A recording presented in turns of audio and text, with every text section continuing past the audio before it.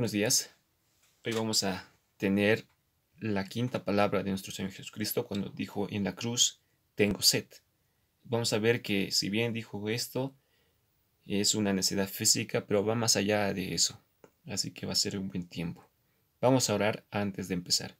Amado Señor, te doy gracias porque nos permite reunirnos, bendice tu palabra y permite que podamos aprender esta gran verdad, Señor, y correr a ti, Señor, que tú eres el que va a saciar nuestra sed. Tú has pasado sed para que nosotros seamos saciados y nunca tengamos sed.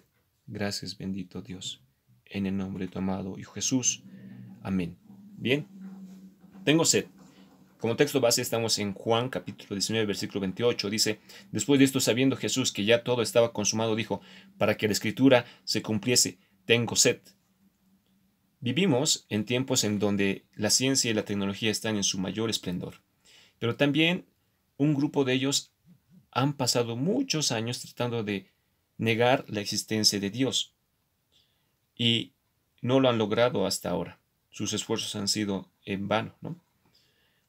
Los que no creen en Jesús exigen evidencias científicas para decir que si Jesús ha existido o no. Y como no hay evidencias científicas, niegan la existencia de Cristo. Pero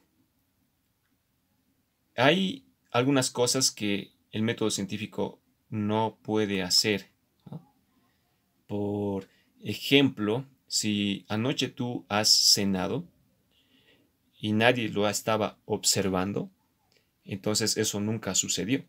O si has ido al baño y nadie lo observaba, eso tampoco sucedió. ¿Cómo puedes demostrar científicamente que eso sucedió? Entonces el método científico en ese sentido se queda corto, ¿no? Para probar que tú has cenado y has ido al baño, se necesita de otro método. Y este método es el histórico legal, que también se maneja para comprobar que un hecho ha sucedido. Y por medio de este método uno puede llegar a un veredicto, ¿no?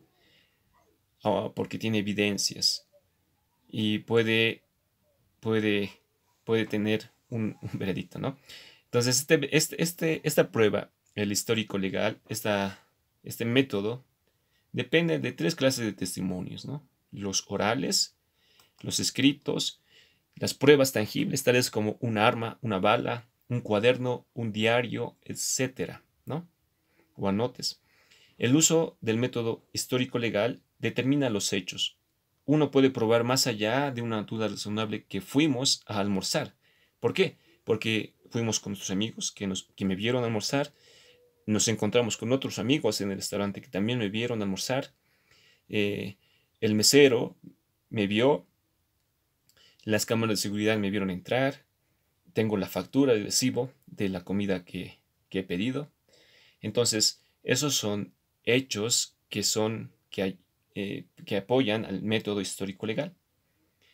Entonces, el método científico solo se puede usar para probar hechos que se repiten, ¿no? Hechos repetibles. Y este método no es adecuado para probar ni desaprobar asuntos acerca de personas o hechos en la historia. El método científico no es apropiado para responder preguntas tales como ¿Simón Bolívar vivió? ¿Existió? ¿Quién fue Jesús de Nazaret? ¿Michael Jackson era cantante? ¿Resucitó Jesucristo de entre los muertos? ¿Jesús era hombre y era Dios a la vez? Y es así entonces que hoy vamos a ver que esta prueba que hoy tenemos, lo que leímos, tengo sed, fue presenciada no solo por sus discípulos, sino por otras personas más, como los soldados romanos, los judíos y los discípulos. Y este relato registrado, por lo que vieron, son datos que perduraron por más de 2000 años, ¿no? Así que es confiable. Pero también veremos que así como tenemos esta prueba, hoy veremos que tenemos otra prueba más para afirmar que Jesús, si bien era Dios, no solo fue Dios, sino que también fue hombre. Fue 100% hombre y 100% Dios. Es por eso que dijo, como aquí leímos, tengo sed. Como también hay otros pasajes donde Jesús, como todo ser humano, también tenía hambre, se cansaba, tenía sentimientos, lloró, se enojó, se gozó, se entristeció, humilló, lo humillaron, sufrió en gran manera. Fue tentado como todos, pero a diferencia de nosotros, Él nunca pecó.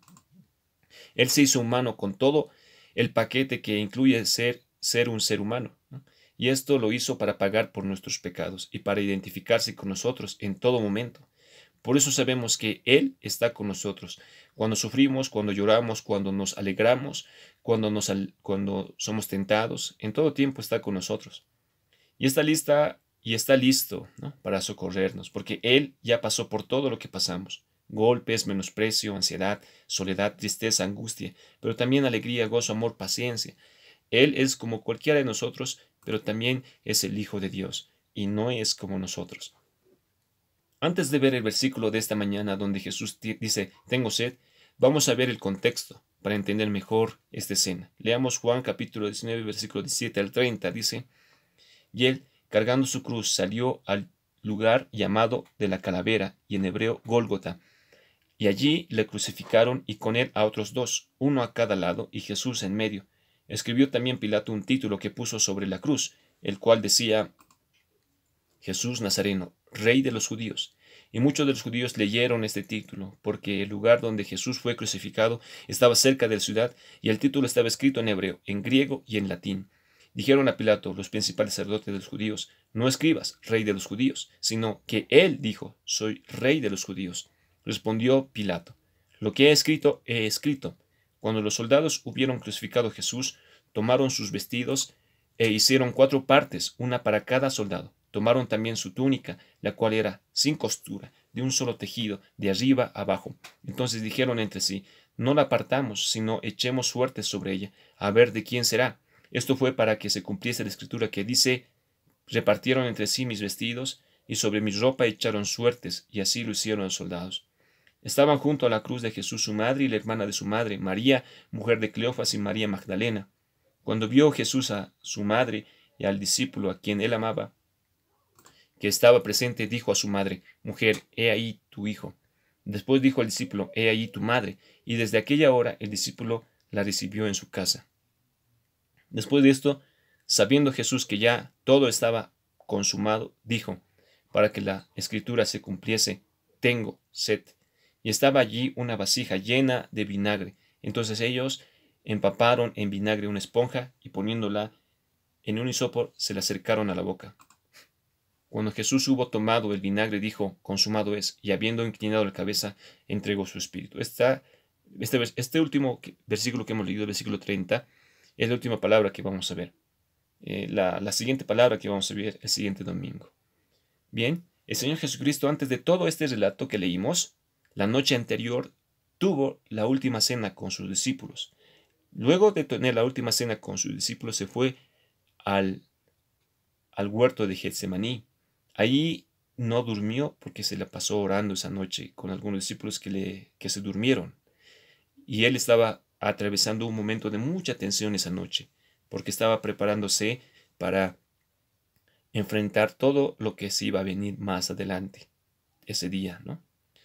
Así que él no durmió. Jesús no era cualquier... estamos aquí por presenciar que la muerte del Señor no era cualquier muerte, ¿no? Bien, entonces el Señor esa noche se agotó porque su alma se afligió en gran manera y no durmió. Otra vez repito eso, ¿no? Porque se la pasó orando solo. Esa noche fue la noche que más tensión el Señor experimentó. Como ser humano estaba agotado. Recordemos que sudó como grandes gotas de sangre, oró para poder enfrentar todo lo que se iba a venir. Como ser humano debió ser muy difícil ese momento. Fueron momentos muy difíciles de mucha tensión. Realmente el Señor estaba agotado. Luego vinieron los judíos para llevárselo. Todo esto ya por la madrugada. El Señor estaba sin dormir, pasó una noche larga y en la tensión oró para desistir todo lo que se tenía que cumplir según las Escrituras. Y luego fue al patio del sumo sacerdote y allí empezó el Calvario. Empezó su Calvario. Cerca del 6 de la mañana, Pilato sentenció a Jesús dando la orden de que fuera crucificado.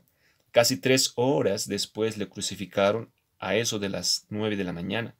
Pero antes de que lo clavaren en la cruz, el Señor fue azotado, golpeado, insultado. Y luego Jesús sufrió bajo el peso de la cruz, cargando la cruz hasta el lugar en donde iba a ser su muerte. Luego que le clavaron, ¿no?, los clavos en las manos y en los pies, el Señor Jesús estaba colgando sobre la cruz por 3 largas horas. Al estar colgado sobre la cruz, ningún apoyo común él tenía, como el suelo, ¿no?, sino que era una posición muy incómoda. Tenía que hacer esfuerzo para mantenerse erguido y no dejarse caer y poder respirar. Sí, la posición incómoda en la que estaba el Señor Jesús le impedía poder respirar bien, así que él tenía que acomodarse. Así que hacía esfuerzo para mantenerse erguido. Por las dificultades al respirar, él tenía que cambiar de posición y apoyarse sobre los clavos para poder seguir respirando, además que seguía desangrándose.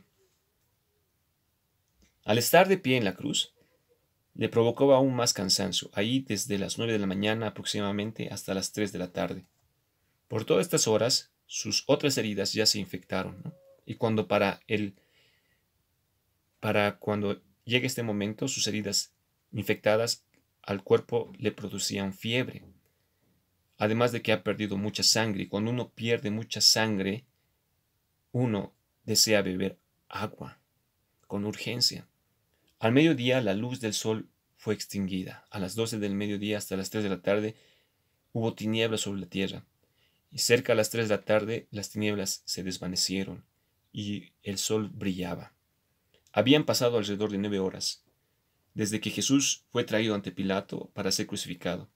9 horas de sufrimiento, de dolor, 9 horas desde que Jesús había sido traído a Pilato para ser crucificado, 9 horas de sufrimiento, 9 horas sin contar la larga noche de agonía en oración y sin dormir, y durante este tiempo sin un bocado de agua ni de pan, ni un sorbo de agua para refrescarse o para humedecer su lengua. Entonces, de los labios de Jesús salieron las palabras que hemos leído. Tengo sed. A primera vista, esta sencilla afirmación puede parecer más fácil de entender que las otras palabras de Cristo sobre la cruz. Y un análisis simplista nos va a hacer perder todo lo que esta palabra lleva en sí.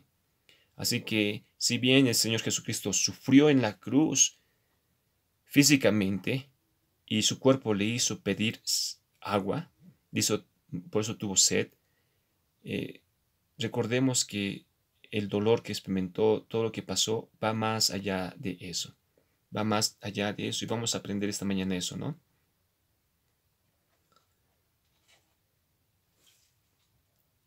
Aquí tengo que recordar algo, hermanos.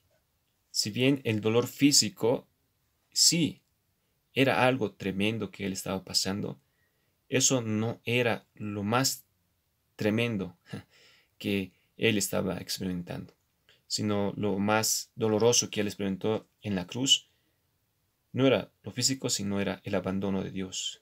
Era haberse hecho maldito, haberse hecho pecado por nosotros, haber estado pagando por nuestros pecados. Vamos a recordar así de manera rápida las otras 4 palabras que el Señor Jesús dijo estando en la cruz. Recordemos un poco. La primera palabra era: Padre, perdónalos porque no saben lo que hacen. Y cuando uno lee esta palabra, realmente no cualquiera, sino un ser especial tenía que decirlo, ¿no? Cualquiera en su lugar maldeciría a la gente que le está haciendo tanto daño, ¿no? Pero Jesús dice: Padre, y ora por ellos. Padre, perdónalos porque no saben lo que hacen. La segunda palabra que el Señor dijo era al ladrón que estaba a su lado: Hoy estarás conmigo en el paraíso. Y esto lo dice a un ladrón y son palabras, no son palabras comunes. Imagínense a mí decir: hoy mismo estarás conmigo en el paraíso. Me considerarían un loco, ¿no? Pero Jesús lo dijo, así que Él lo dijo porque era Dios también, era el Hijo de Dios, tenía poder y autoridad, no eran palabras de un simple mortal.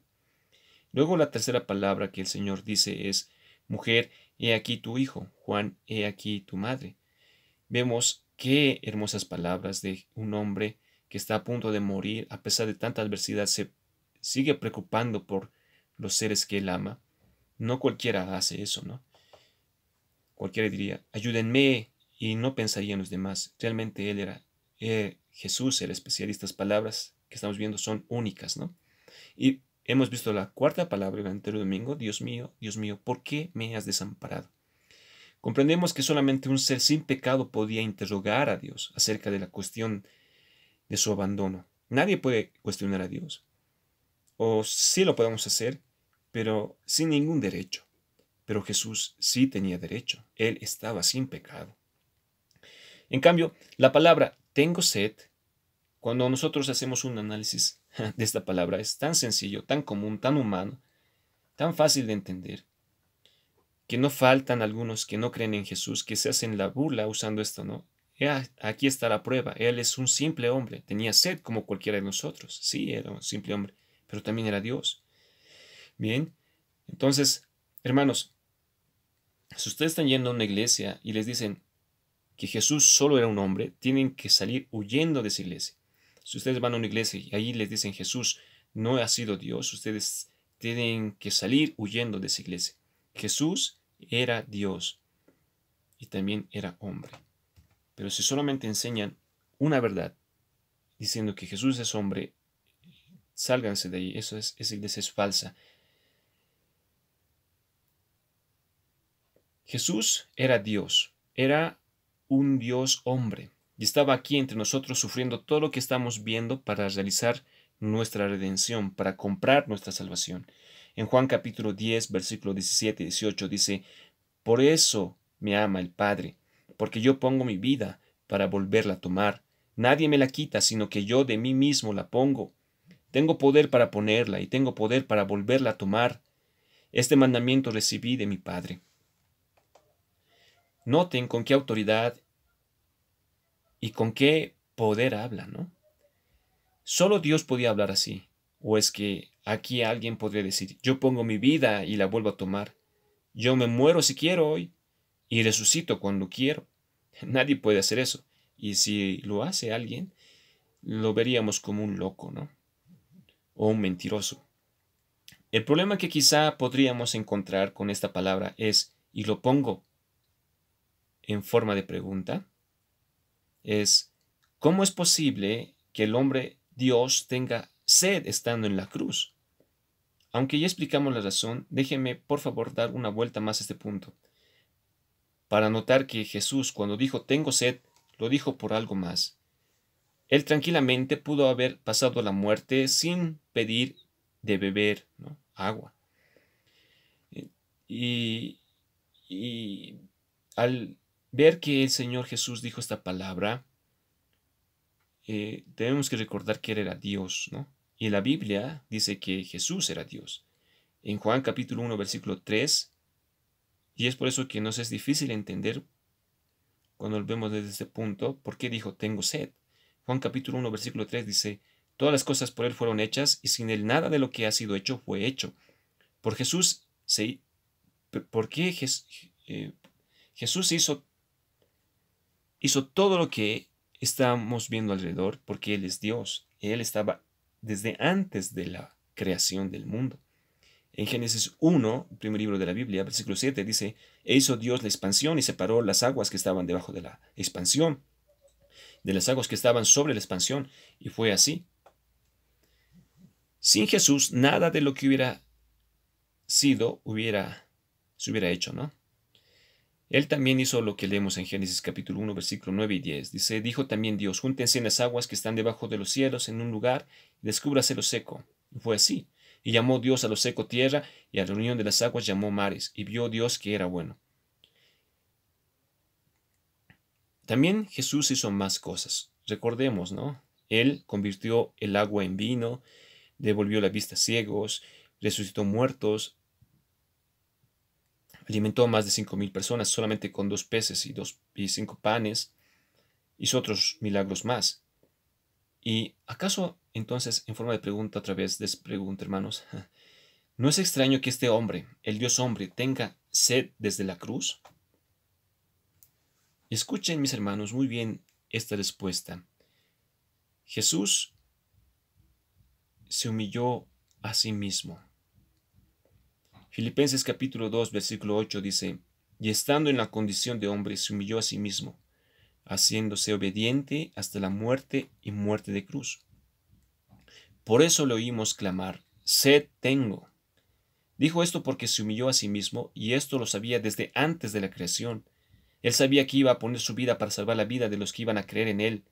Y antes de que Jesús esté sobre la tierra, las profecías escritas en la palabra de Dios están anunciando todo lo que está diciendo y viviendo el Señor Jesucristo. Por ejemplo, Salmos capítulo 22, versículo 14.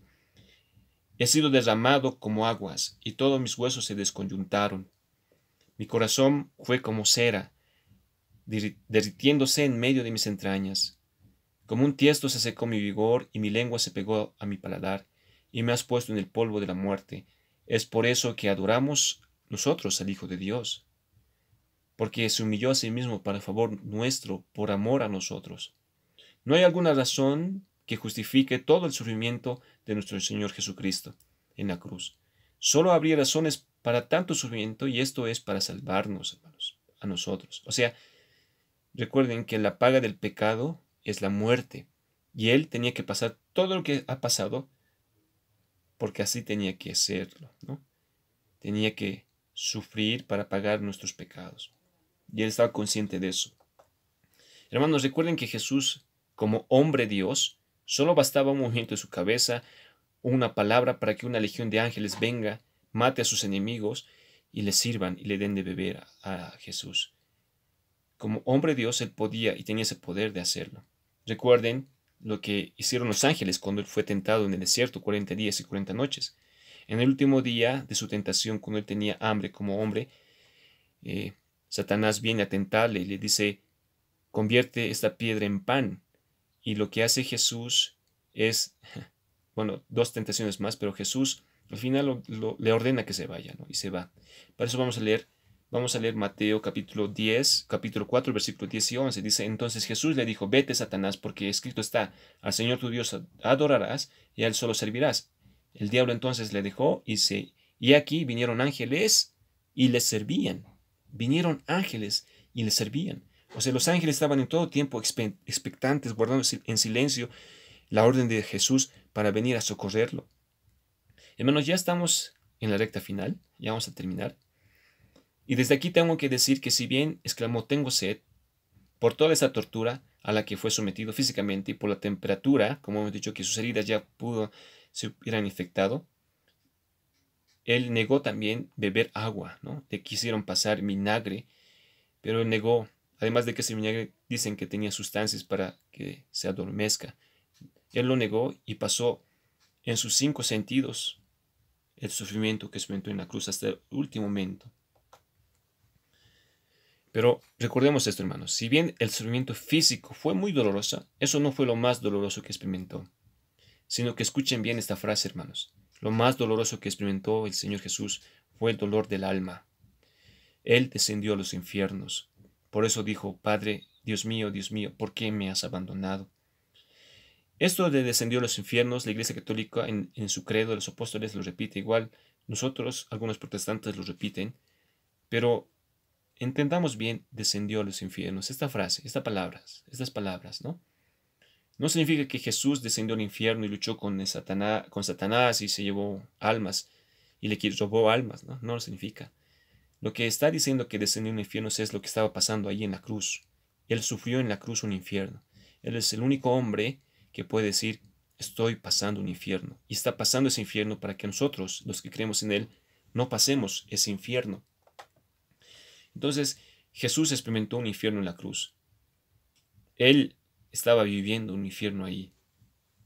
Él descendió al infierno para que nosotros no ascendamos al infierno.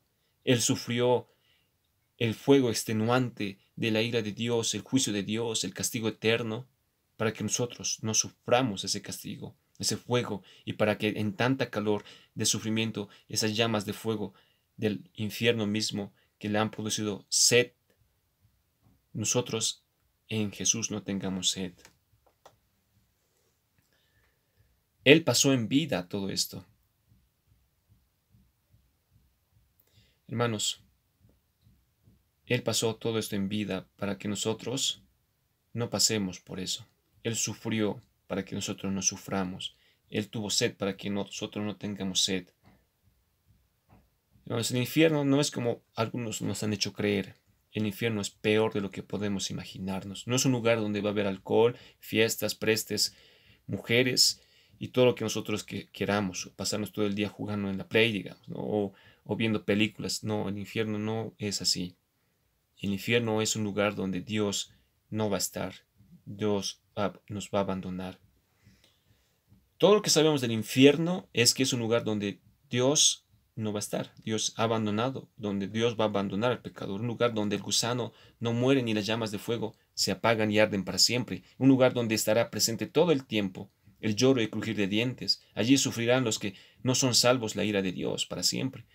Por eso esta palabra sed tengo va más allá de lo que pensábamos, pues es las consecuencias de pasar un infierno. Salmos 22.1 dice, Dios mío, ¿por qué me has desamparado? ¿Por qué estás tan lejos de mi salvación y de las palabras de mi clamor? O recordemos la historia del rico y el Lázaro. Recordemos esta historia o esta parábola que no se sabe exactamente qué es, pero el rico humillaba al pobre, a un hombre pobre que se llamaba Lázaro. Y este hombre Lázaro vivía en una condición tan humillante aquí en la tierra, que tenía llagas, era pobre, ¿no? Era un mendigo. Y los dos mueren, pero el pobre va al cielo y el rico va al infierno. Y en Lucas capítulo 16, versículo 23 y 24, leemos un poco y nos da la idea de cómo es el infierno. Dice así, y en el Hades alzó sus ojos, estando en tormentos, y vio de lejos a Abraham y a Lázaro en su seno. Entonces él, dando voces, dijo, Padre Abraham, ten misericordia de mí, y envía a Lázaro para que moje la punta de su dedo en agua y refresque mi lengua, porque estoy atormentado en esta llama. ¿Qué es lo que estaba experimentando Lázaro? Tenía sed. Las llamas del infierno le han producido tener sed, que solamente quería probar una gota de agua para experimentar, para saciar su sed. Pero no se le ha permitido, ¿no? Lázaro no fue y esa historia ustedes lo leen en sus casas. Es muy triste la condición del rico. Pero de Lázaro es un estado muy feliz, el estado que nosotros quisiéramos estar. Así entendemos mejor entonces esta profecía que estaba cumpliéndose en Jesús cuando él exclama, tengo sed. En Salmos capítulo 22, versículo 14 y 15 dice, he sido derramado como aguas y todos mis huesos se descoyuntaron. Mi corazón fue como cera, derritiéndose en medio de mis entrañas. Como un tiesto se secó mi vigor y mi lengua se pegó a mi paladar y me has puesto en el polvo de la muerte. Él fue derramado como agua, por eso su lengua se secó en su paladar y se pegó a su paladar. Por eso clamó, tengo sed. Él pasó por la llama del fuego del infierno, hermanos. Ese infierno, esas llamas de fuego que nosotros merecíamos. Ahora, ¿es importante el sufrimiento y el cansancio de su cuerpo? Sí. Pero peor es el tormento de la llama que él experimentó. Eso fue peor. El abandono de Dios, eso fue peor. Experimentar la ira de Dios, el castigo de Dios, el hacerse maldito, el hacerse pecado, eso fue peor. Más el peor sufrimiento que el sufrimiento de su cuerpo. ¿Alguna vez has sentido un vacío en tu vida, una falta de razón de vivir? ¿Has visto la vida como beber, dormir? ¿Te has sentido solo? Si sentiste eso, es en parte como va a ser el infierno. En realidad el infierno va a ser 1000 veces peor que eso. Si sientes eso, también tienes que dar gracias a Dios porque es un buen síntoma de que tu alma necesita del Creador. Tu alma te pide sed de Dios. Salmo capítulo 42, versículo 1 dice, como el ciervo brama por las corrientes de las aguas, así clama por ti, oh Dios, el alma mía. Mi alma tiene sed de Dios, del Dios vivo. ¿Cuándo vendré y me presentaré delante de Dios? Si sientes vacío en tu alma, es un buen síntoma, porque tu alma sabe que necesita de Dios y te quiere llevar a la fuente de vida eterna. Hermanos, sepan que el Señor pidió en otra ocasión también agua para beber. Esto lo hizo a una mujer, la mujer samaritana, que estaba en pecado, ¿no? Le dijo en Juan capítulo 4, versículo 13, respondió Jesús y le dijo, cualquiera que bebiere de esta agua volverá a tener sed, mas el que bebiere del agua que yo le daré no tendrá sed jamás, sino que el agua que yo le daré será en él una fuente de agua que salte para vida eterna. Hermanos, el Señor tuvo sed sobre la cruz para que los redimidos, para los que van a ser salvos, nunca más tengan sed. Él pasó por el infierno, por las llamas del fuego, para que nosotros no pasemos por eso. Fue olvidado por Dios para que nosotros no seamos olvidados por Dios. Este grito Tengo sed. Era un grito de redención, más potente que cualquier grito del libertario. Fue el grito del que llevó la carga de nuestros pecados, el grito de aquel que fue abandonado por todos y expuesto al fuego del infierno, donde solo hay tinieblas y fuego para siempre. Este grito fue el grito de nuestra salvación para no pasar por lo mismo.